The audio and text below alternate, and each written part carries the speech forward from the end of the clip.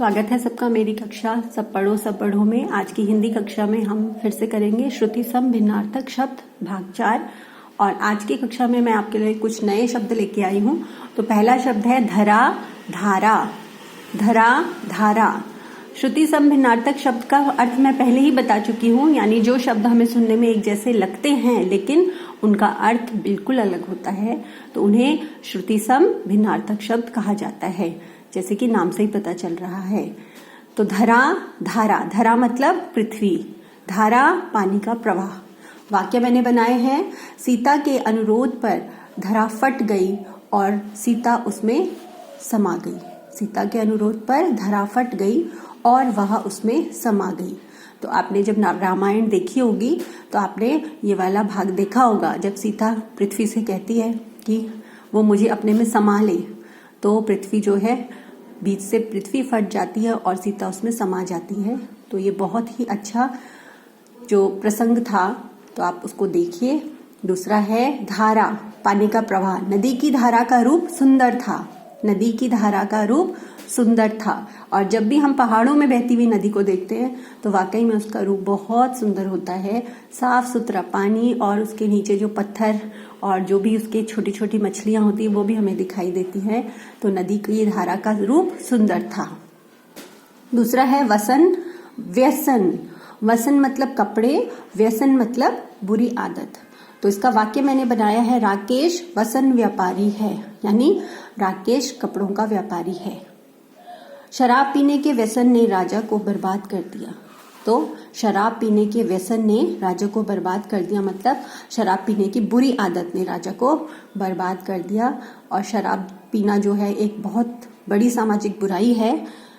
यह कितने ही परिवारों को जो है परिवार कई पीढ़ियों को ये बर्बाद कर देती है।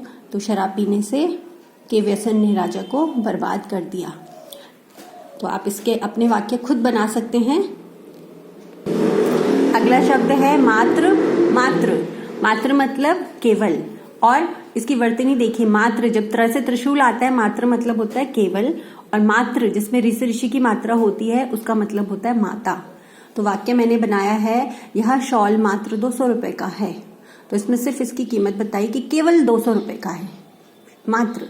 फिर है मातृ भक्ति सबसे सुखद भक्ति है। तो मातृ भक्ति सबसे सुखद भक्ति है, मतलब अगर हम माँ की भक्ति तो हमारे अंदर स्वाभाविक होती है, लेकिन अगर हम उसको मन से और उसको दिखाएं भी, मन से तो सब अपनी माँ को प्यार करते हैं, लेकिन अगर हम उसको माँ को दिखाएं भी तो वो सबसे हमारे सुखद हमारी अनुभूति होती है। मातृ भक्ति सबसे सुखद भक्ति है।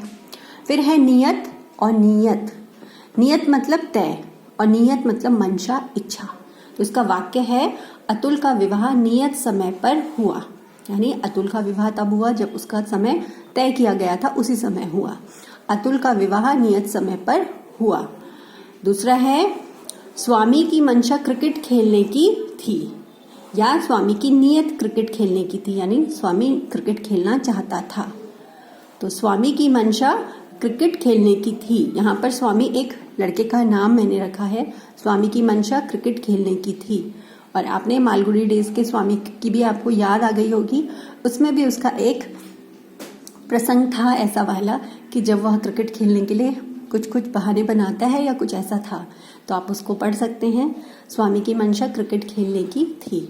तो ये जो समश्रुति भिन्नार्थक शब्द हैं, ये कभी कभी हिंदी को जो है अर्थ का अनर्थ कर देते हैं, इसीलिए आप इनको ध्यान से पढ़िए और अर्थ को ध्यान में रखते हुए ही वाक्य का प्रयोग कीजिए, या अर्थ को ध्यान में रखते ही वाक्य को समझिए कि वाक्य में क्या कहा गया है।